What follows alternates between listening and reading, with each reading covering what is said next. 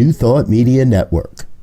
We are a global broadcast network of positive music, media, and entertainment, inspiring humanity's evolution along the journey of enlightenment and creating a world of love, peace, empowerment, and prosperity for all. New Thought Media Network. Positively inspiring. Welcome to Ministers Talking a weekly program where Rev BRZ and Rev Z and their guests chat about current affairs, world events, spiritual principles, and any old they want to talk about. Based on the New Thought philosophy and ancient wisdoms, Ministers Talking shares a visionary perspective of the evolving spiral called spiritual living. Join us each week as we explore the emerging paradigm of life on planet Earth and beyond.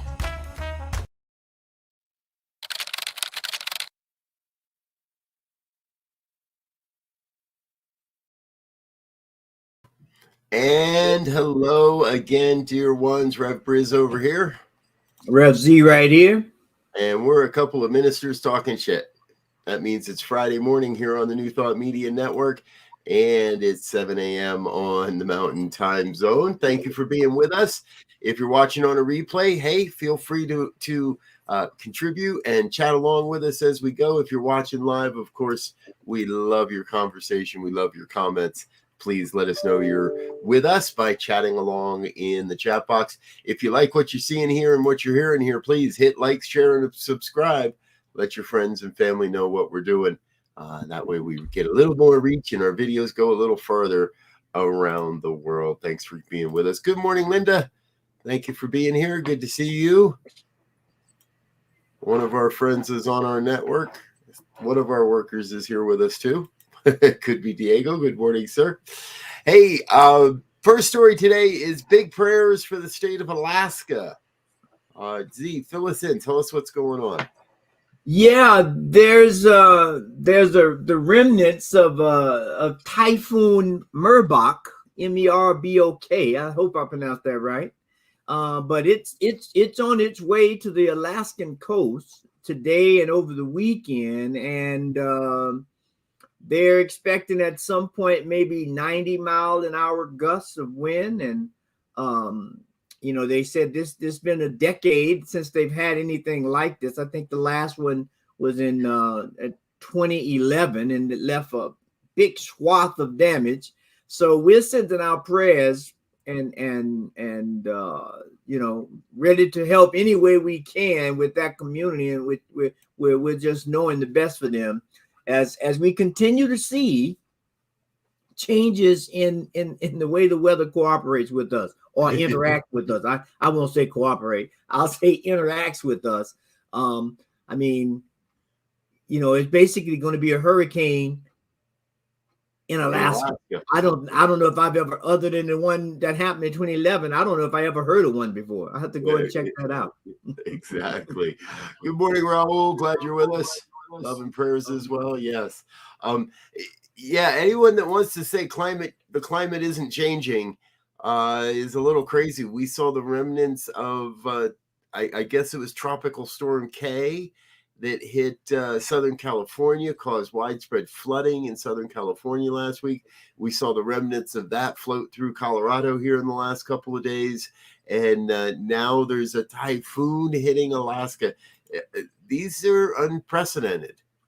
I don't know that I remember one 11 years ago. If the news says it happened, I'll trust them. But big prayers, lots of love, all kinds of weather anomalies happening in the world, and we're gonna do that prayer that all this stuff kind of settles in instead of continuing major change. Let's get into some nice, easy settling of the weather out there. Mm-hmm. But our big story, well, those that watch this program, we're not afraid to talk about politics. And this story that we want to really explore today isn't so much about the politics, even though that's where it all starts. For me, this is a human rights story. But over the last couple of days, Ron DeSantis, and we don't know exactly how all this happened, but Ron DeSantis, the governor of Florida, put a whole bunch of migrants on a plane that was coming from Texas. Not sure how that happens either, other than, well, Texas has been trafficking humans quite a bit lately as well. Ron DeSantis decided it was in the state's best interest to traffic a bunch of humans out of Florida and up to Martha's Vineyard, Massachusetts, as part of a political stunt around immigration. And I hadn't thought about it until just now. See, this does sound like human trafficking to me. Yeah, it has that air to it, doesn't it? No pun intended that he put him on a plane and sent them to the air. It's not just DeSantis, right? Abbott in Texas has done it, and Ducey in Arizona, I think, has done it. Yep. As some politicals, DeSantis said that, well, we're not a sanctuary state, and so we're going to send them, I would even buy that idea, right? I would even buy that if he'd called them and told them they were coming a few days, or at least in some cases a few hours before they got there. But he called them, they said minutes before the plane landed, Florida let them know that they were on their way. Now, that's ridiculous. Yeah. And I've seen a couple articles. Many of the people say they were misled. One specific gentleman said he was promised support and housing for 90 days and this and that. And that guy was in San Antonio. So Texas was sending them to Florida, and then Florida was sending them to Martha's Vineyard. And I've seen stories that Florida's been sending people to Texas, and all three of these states have been busing people north into what are considered Democratic strongholds like Washington, D.C. and Chicago, Philadelphia, New York. Yeah. And now flying them directly onto an island where, okay, now the people of Martha's Vineyard are good people. They're stepping up and taking care of these folks and trying to figure out what to do next. But do we really need to use human lives as a political football? Because that's what these governors seem to be doing from my perspective. Yeah, they're getting folks to sign a waiver, but they're trafficking. They're taking humans off the street and shipping them to places with unfounded promises and then just dumping them on the streets. And given the fact that English is probably not the first language for quite a few of the people, to have them sign a waiver, I mean, that's bogus, because they may not truly understand what they're reading and what they're signing, right? It's tragic, really, that you send these people up north where it's starting to get cold, I would imagine, out there on that island. I mean, weather's probably still nice, but it's starting to change, and you're sending people there who have no idea of what that looks like, and it's criminal. You're putting people in an environment that they're not used to, most of them, if they're coming from Latin America or South America, or and I don't know. DeSantis, is pulling these ploys, and I'm just hoping that he loses the governor's race, because I'm afraid that Joker might try to run for president. I'm afraid if he loses the governor's race, he's definitely running for president. Almost like, well, all right, keep him where we can see him, where he doesn't have his finger on the button. But it strikes me as crazy, because I want to read something here for everybody, and some of this may sound a little familiar, some of it may not. But this isn't very long. It's a poem that was written in 1883 by a woman named Emma Lazarus. It's called The New Colossus. And it reads, "Not like the brazen giant of Greek fame, with conquering limbs astride from land to land. Here at our sea-washed sunset gates shall stand a mighty woman with a torch, whose flame is the imprisoned lightning, and her name, Mother of Exiles. From her beacon hand glows worldwide welcome. Her mild eyes command the air-bridged harbor that twin cities frame. Keep ancient lands your storied pomp, cries she with silent lips. Give me your tired, your poor, your huddled masses yearning to breathe free, the wretched refuse of your teeming shore. Send these, the homeless, tempest-tossed, to me, and lift my lamp beside the golden door. Now, I got a feeling that somewhere in Florida, there's a gift shop selling little miniature versions of the Statue of Liberty. And that is the poem that is on a plaque at the base of the Statue of Liberty. It came with the statue when it was gifted to us. As a country, we've lost sight of those words. Yeah. Or, well, some have. Yeah. And Ron DeSantis, you're in that category.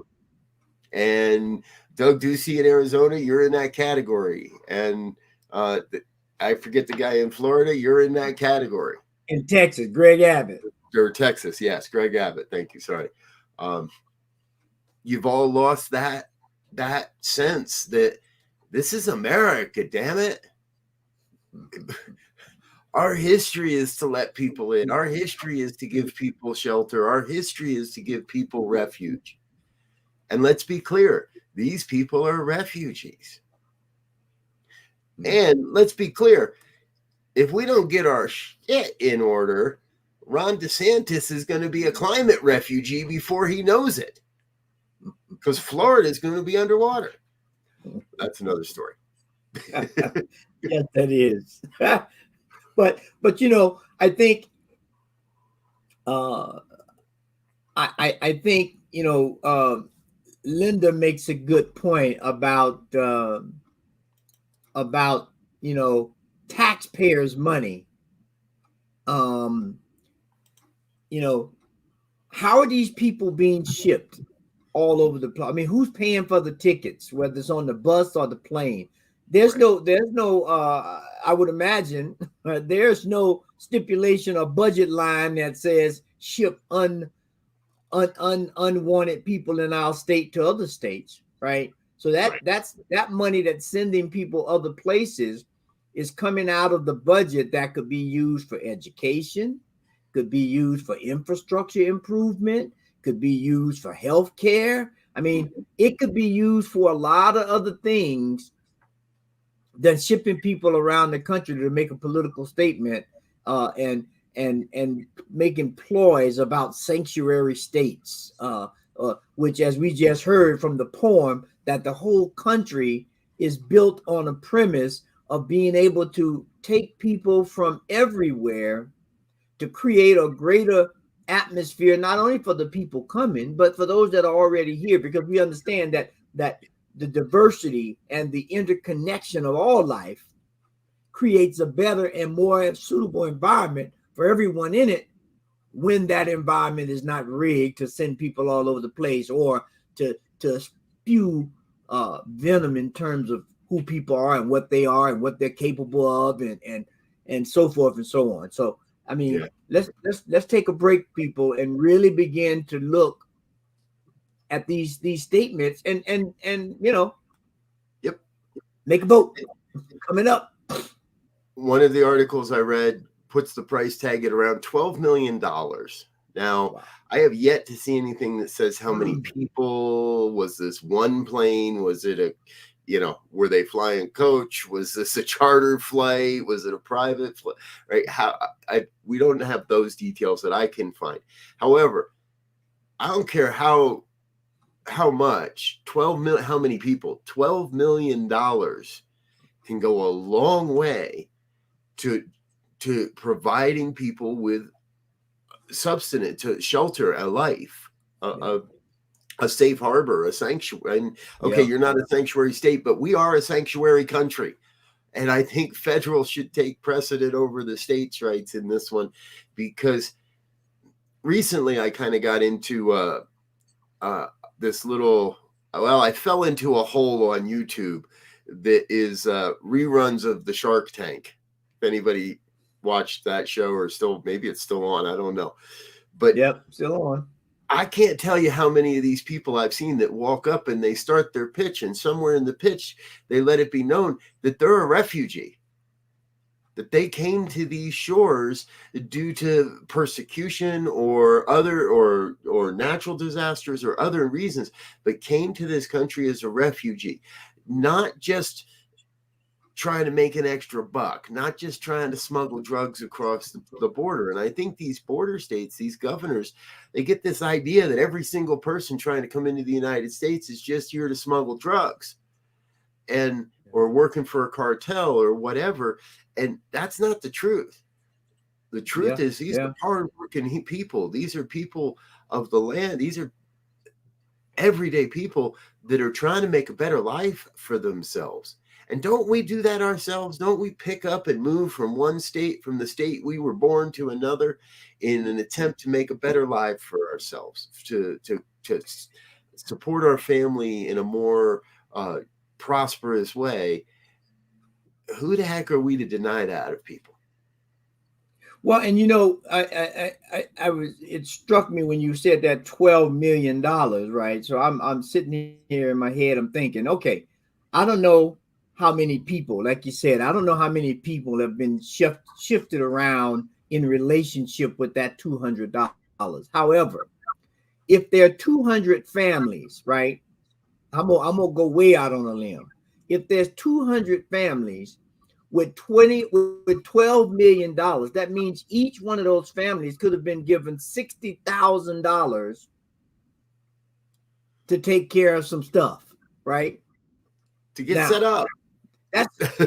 That's 2,000 families. If it's 200 families. If it's 200 people, that's 60,000 per person, right? And I'm thinking it's probably more than 200, but it may not. I mean, 200 families may be real close.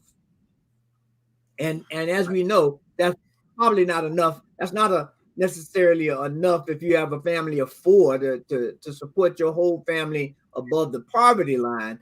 But it definitely supports your family better than shipping you all over the place and continue to incur costs as you move people from place to place.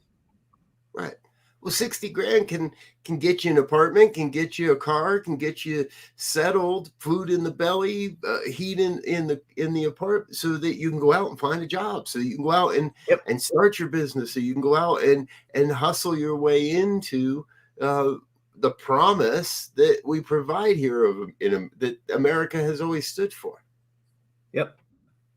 And you know, another thing, it struck me when I heard that DeSantis sent people to Martha's Vineyard, and some of you may or may not know this historical tidbit. Since the 1930s, probably maybe even a little before then, but definitely since the 1930s, Martha's Vineyard has been a haven for middle class and the intellectuals of African Americans to go there as a summer retreat. And so, you know, it's interesting how these things correlate, right? And I'm not saying that DeSantis did that because of that, but to me it just seems ironic that he would send them there. Yeah. Again, all of these, that's part of what points to me is this is absolutely a political stunt. It's all designed to get headlines. Barack's got a mansion there now, and other things, and these guys, they do no research. It's like, if you really, there's other places that you could make your point. They do no research. It feels like they throw darts at a map and okay, send them there. And there's a movie too, just for those who may be curious about the African American presence on Martha's Vineyard. There's a movie called The Inkwell. Check that movie out. It's I forget when it came out, but it's centered around it's like a little love story centered around the Black community in Martha's Vineyard.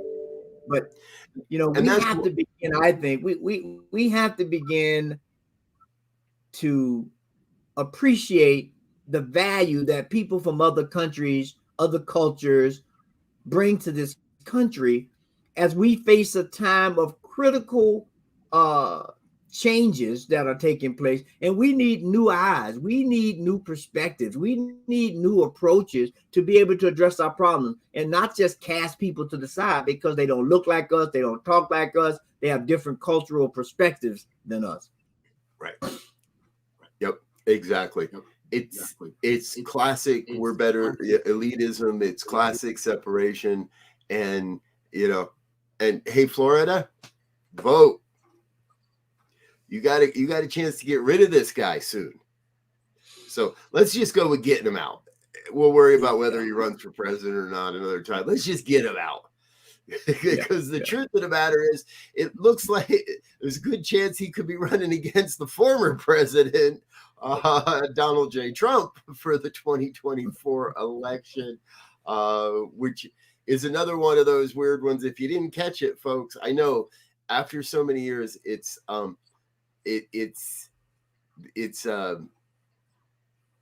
after so many years, it's easy to not hear his name or not pay attention to what that man is saying. But he basically alluded to riots in the streets again if he's indicted. Went on a talk show and really let loose on the fact that he doesn't know what kind of problems we might face if he's indicted, that people wouldn't stand for it. And it very much sounds like what we talked about a month or so ago when Lindsey Graham pulled the same kind of stunt. Mm-hmm.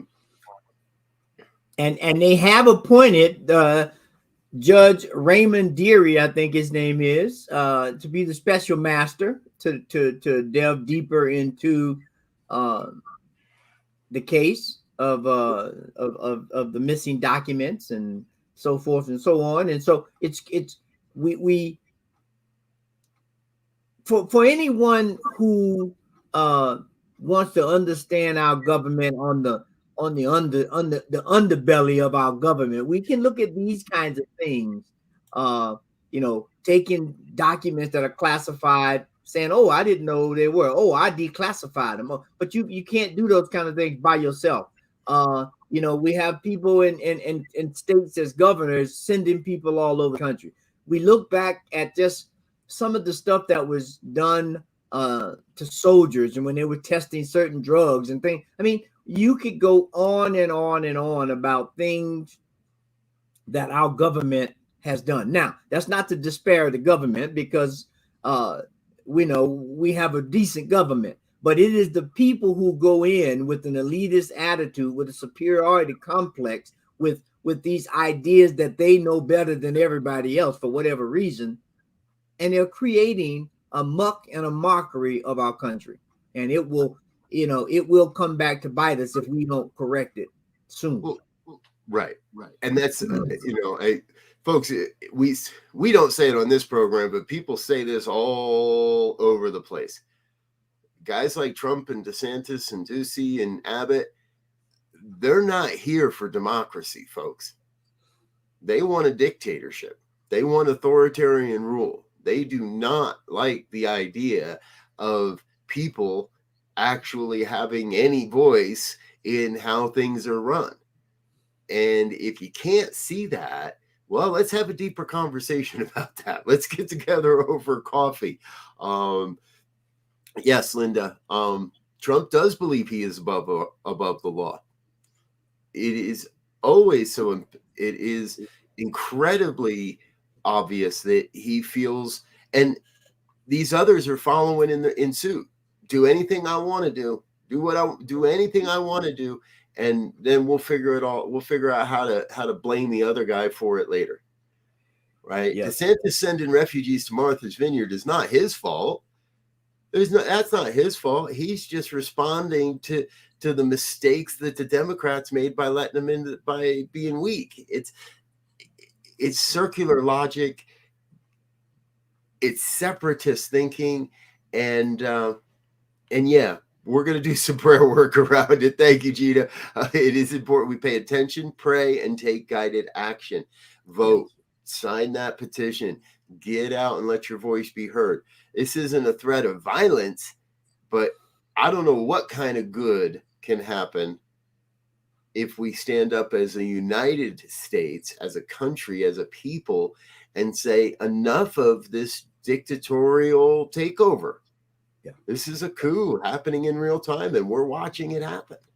And it is now a time that the sidelines is not an option. To say I'm gonna wait and see what happens, or I'm gonna cheer you on, but I'm not gonna do anything. I'm gonna be on the sideline. Those days are over. You can pick and choose the game you want to play, so to speak. I put it in that vernacular because I didn't want to put it in the vernacular of the W word. War, that is. I just be clear about it. But we have to begin to get involved. We have to begin to share our voices, whether it's with your neighbor, with your family members, in a city council, in a committee for your neighborhood. We have to begin, and we're not there to try to prove somebody right or prove somebody wrong. We're there to bring reason, understanding, and a universality of mankind to the forefront, so we begin to make decisions that are more in line with the environment and the world and the people that are on this planet before it takes a left turn or a right turn, however you want to affirm it, that causes us some situations that we can't reverse. And we know right now, climate, whatever, right, is one of them right now. Yep. That was the example that came to mind as you were sharing, is how's that worked for us with climate change, folks? It hasn't. We've been kicking the can down the road for 20 some odd years. We've been pretending and hemming and hawing this isn't a problem. And I'm going to tell you, this authoritarian, this takeover isn't going to take as long as climate change. It's happening a lot more quickly. And it's happening a lot more, not just quickly, but in many ways violently across our country right now. And here's a sign in my mind that a lot of people know it, right? And they're approaching it differently.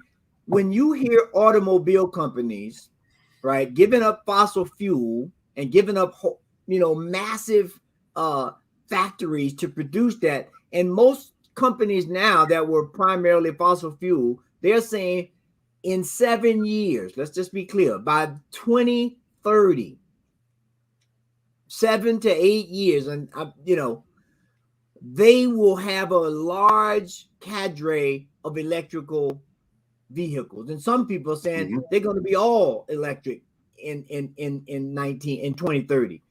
Right.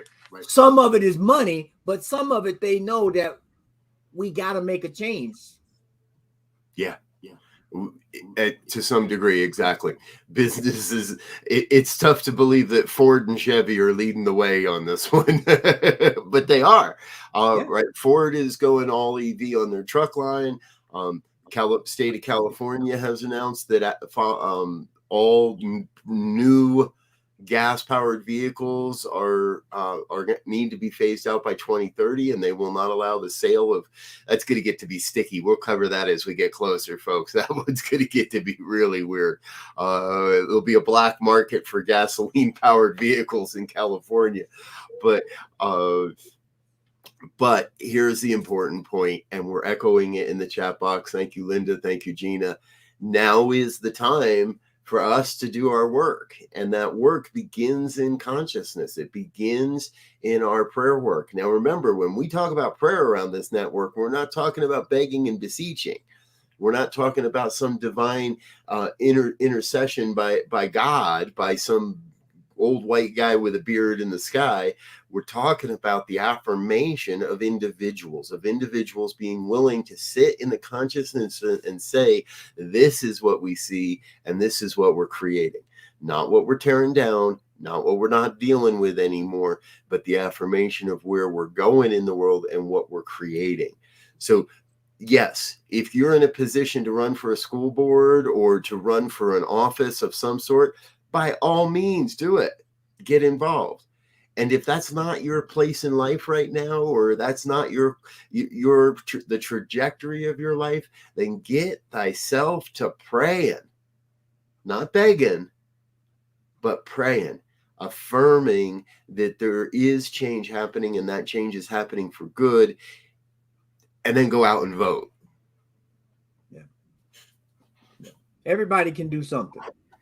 Yes. I mean, if you care, right? If you don't care, which I'm hoping everybody cares, that there's a safe haven for them, their kids, their grandkids, their great grandkids, because the thing that's being said now, they're saying by 2050, right? We're talking, if you have a grandkid now that's 8, right?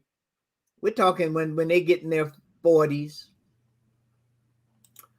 there's going to be some serious problems for them to deal with. And we can no longer say that, oh, these kids are smart, they'll figure it out, they got technology. Yeah, they got all that stuff. But if we create this division in mind and heart and soul that people don't come together, and they're still fighting about this stuff in 2050, the potential for it to be a very dire situation are very clear. Yeah. In the midst of all of this, I'm reminded of the words of Plato. The heaviest penalty for declining to rule is to be ruled by someone inferior to yourself. That's how he wrote it in his day. More often you'll hear that quote translated in today's vernacular that says to ignore politics is to be ruled by lesser men and women. I don't know. See, I know you live here in Colorado. I don't know if you caught any of the clips of Michelle or Lauren Boebert's debate the other night. No, I didn't. Oh, it was hilarious. Go look it up. Sounds like she was running against Nancy Pelosi, because that's all she did. She every single question, she made it all Nancy Pelosi's fault, and it was just a hilarity. It was a comedy of lunacy and idiocy and ignorance. And unfortunately, that woman represents a big portion of our state in the House of Representatives. And vote. I'm thinking of moving to the 3rd district just so I could vote against her. Let's put it that way. It's sad because, when you look at these kinds of events,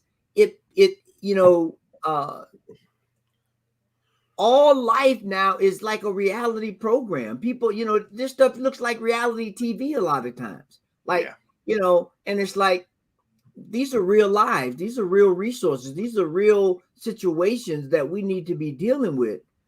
Nancy Pelosi is thousands of miles away from Colorado. What's going on? And, as you say that, what strikes me is it's all ego-based. Yeah. This isn't about, for many of these people, it is not about helping the people of their state. Yeah. If Ron DeSantis and Doug Ducey and Abbott wanted to help the people of their states, well, they'd invest in infrastructure. They'd put that $12 million into fixing their broken electrical grid. They'd put that money into things that really help the people of their state. They're just in this to see how much money they can make and how good they can look. It's all ego-based. Yeah. And no matter how much these folks can deny the truth, folks, they can't stop the truth.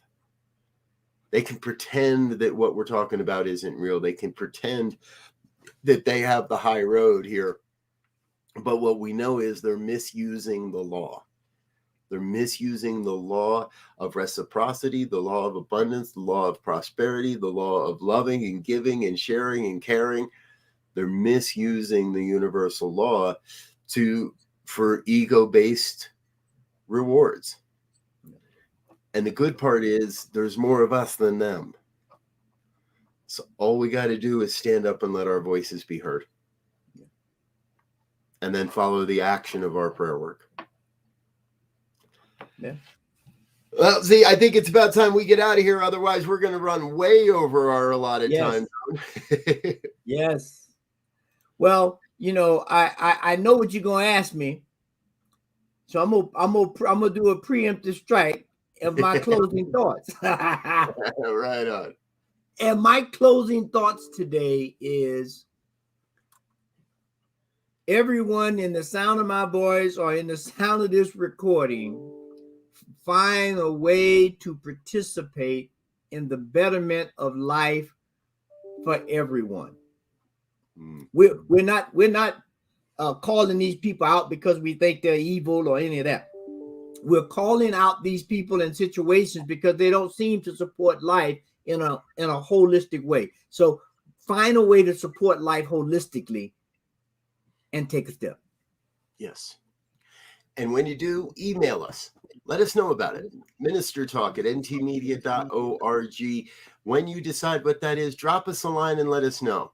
And we'll give you a shout out on the next program. We'll let people know what you're doing so that your inspiration, your effort, you standing up can be the spark, can be the seed that starts even more and launches a whole new avenue of this movement.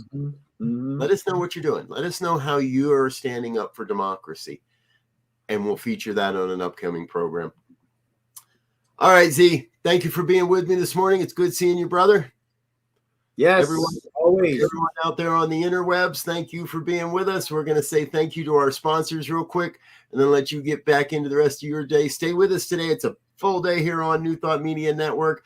Fridays always are. We've got our morning prayers at 8:15, morning sip at 8:30. Come back later, 10 o'clock. It is Practicing Infinite Possibilities with Lindsay Leinbach. 1 o'clock Mountain is Just One You with Rev B out of Toronto. Later this evening, 5 o'clock, The Good News with myself and our 6 o'clock fireside chat with Pastor Michael. Stay with us throughout the day. Share, like, and subscribe. Let your friends know what we're doing here on New Thought Media Network. Until next time, we wish you peace and richest blessings. Bye now. On behalf of everyone at New Thought Media Network, thank you for being a member of our virtual family. Your financial contributions help share the New Thought message with people from around the world. Please visit and contribute at www.ntmedia.org/donate. New Thought Media Network, come be you. And please, like, share, and subscribe. Until next time, peace and blessings.